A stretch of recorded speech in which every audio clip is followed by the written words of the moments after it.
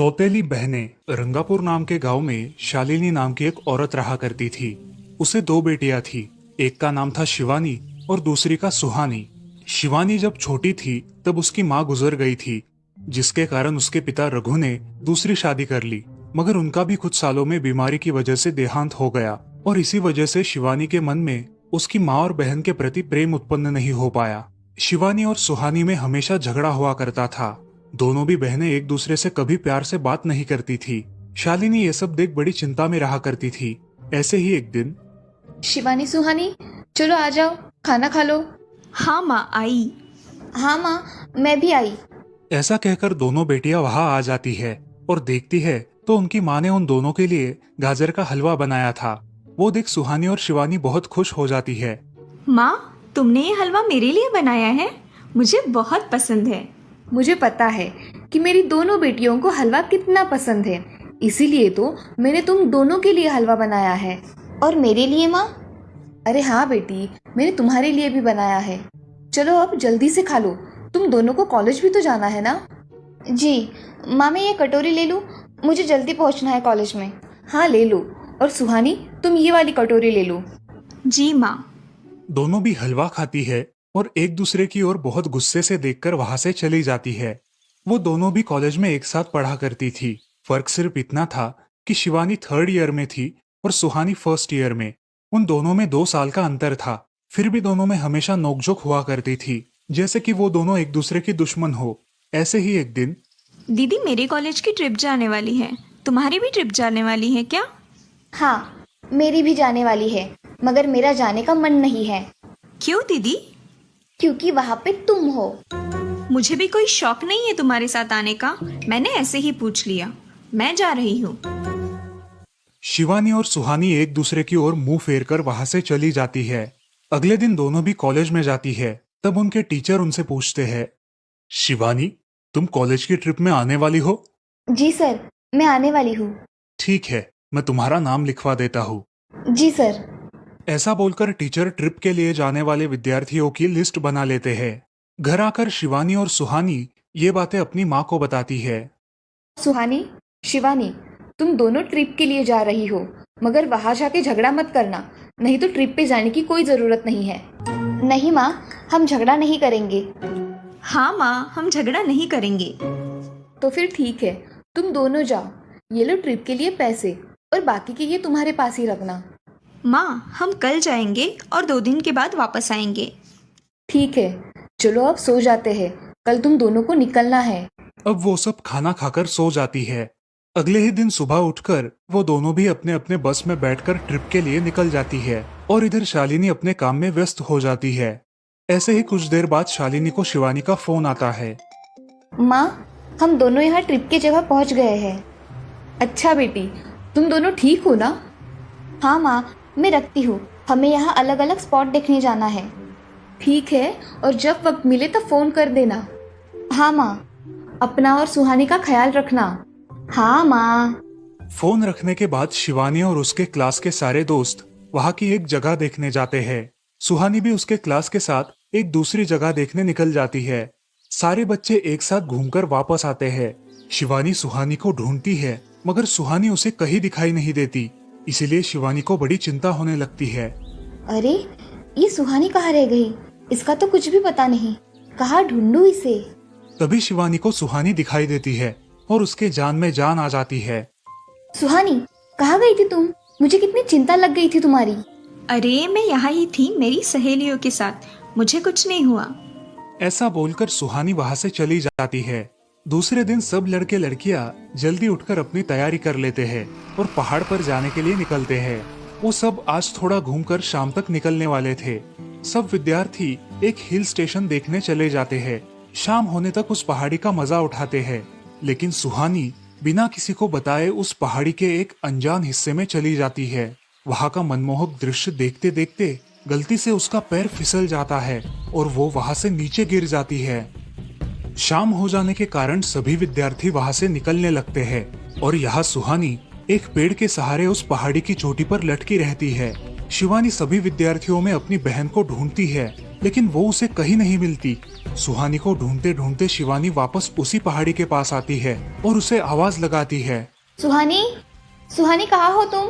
दीदी मैं यहाँ हूँ, बचाओ मुझे, मैं यहाँ हूँ। सुहानी की आवाज की ओर जाते ही उसे पता चलता है कि सुहानी पहाड़ी पर लटकी है। ये सब देखकर शिवानी बहुत घबरा जाती है।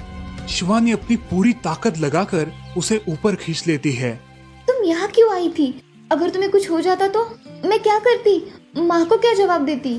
दीदी मेरा पैर फिसल कर मैं वहाँ गिर गई। मैंने बहुत आवाज दी मगर मेरी आवाज किसी ने नहीं सुनी। तुम ढूंढती हुई आई और मुझे बचा लिया। तुम दुनिया की बेस्ट दीदी हो।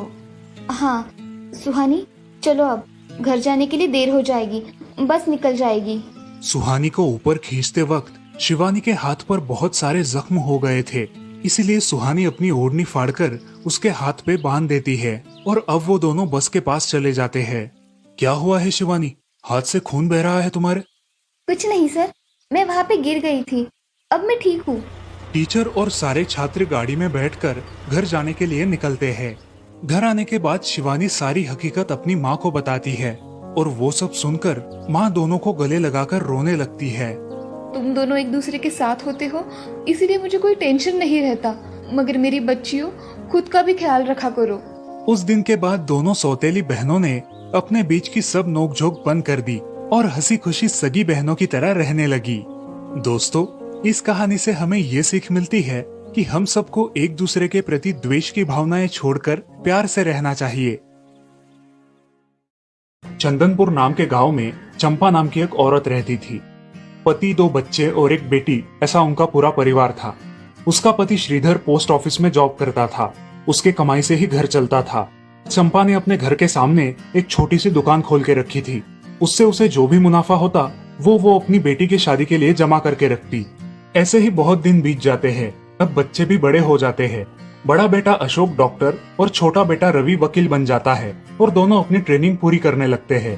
एक दिन उनकी बहन ज्योति के लिए एक अच्छा रिश्ता आता है और ज्योति की शादी पड़ोस के गांव के सरपंच जी के बेटे से हो जाती है। ज्योति बहुत ही कामचोर और गुस्सा करने वाली होती है। इसी कारण उसके ससुराल से उसे निकाल दिया जाता है। वो अपने पति को लेकर अपने मायके रहने आती है। अब चंपा का जमाई दुकान चलाता है और चंपा और ज्योति आराम से वहाँ रहती है। अरे ज्योति, जरा अपने कामचोर पति को कुछ काम करना क्यों नहीं सिखाती हो? कुछ काम का नहीं है वो। अरे हाँ माँ, उनके पिताजी ने तो उन्हें ही घर से निकाल दिया और हमारे माथे मर दिया। जाने दो, पति है। माँ और बेटी इसी तरह तानेबाजी करती रहती। अब बड़े बेटे अशोक की शादी उन्हीं के गांव के एक लड़की से करा दी गई, लेकिन उस लड़की से भी चंपा बहुत काम करवाती और वो बेचारी सासू माँ का आदर करके सब काम चुपचाप करती थी। एक दिन वो काम करके थक गई और एक जगह पर बैठ गई। ए कामचोर कमला, इतना सारा काम पड़ा है घर में, क्या वो तुम्हारा बाप आके करेगा? चलो उठ, काम कर। हाँ हाँ माँ जी, करती हूँ।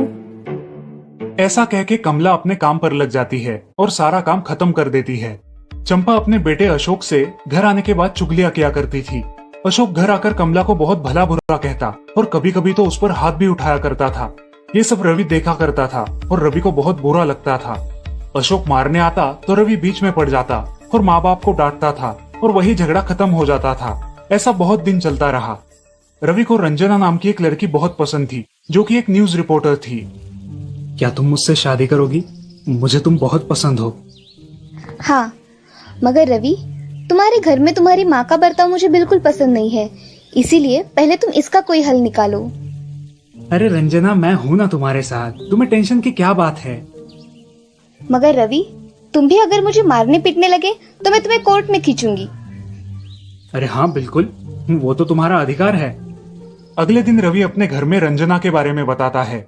रवि की माँ चंपा उसे साफ मना कर देती है।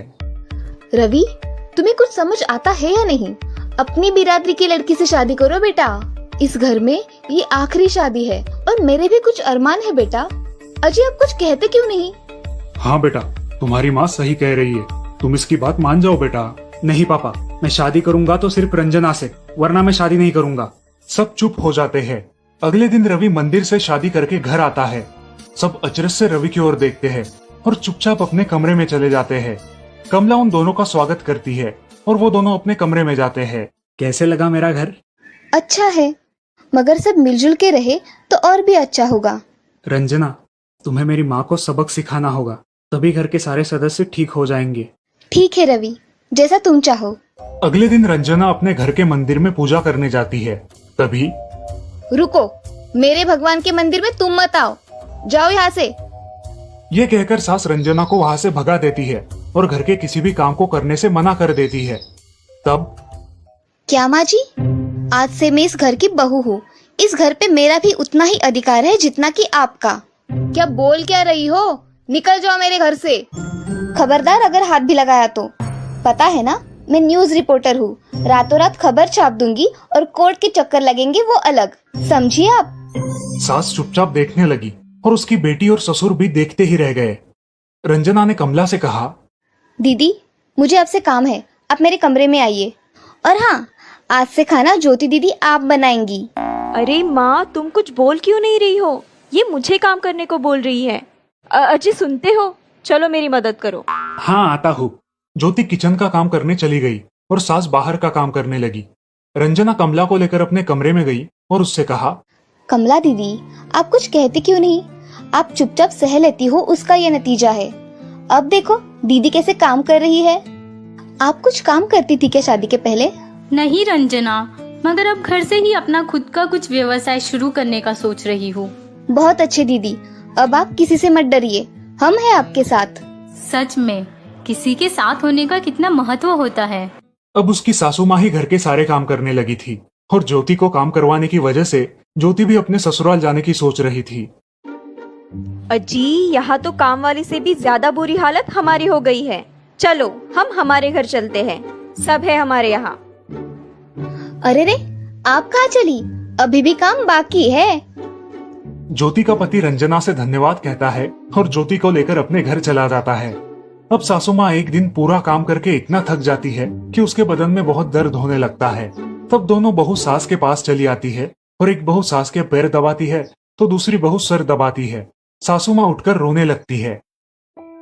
मुझे माफ कर दो मेरी बेटियों, अब से कभी ये गलती नहीं होगी। सास को उसके किए पर पछतावा होता है और ये देखकर घर के सभी सदस्य बहुत खुश हो जाते हैं। रवि और रंजना भी बहुत खुश होते हैं। वाह बहू, जो आज तक नहीं हुआ वो तुमने करके दिखाया। बहू हो तो ऐसी। रंजना अपने बर्ताव के बदले माफी मांगती है और अब सब लोग खुशी खुशी रहने लगते हैं। तो दोस्तों, इस कहानी से हमें ये सीख मिलती है कि हम सब मिलके परिवार बनता है और हम सब परिवार का महत्वपूर्ण अंग होते हैं। परिवार के काम मिल बांट कर करना ये हमारी वैयक्तिक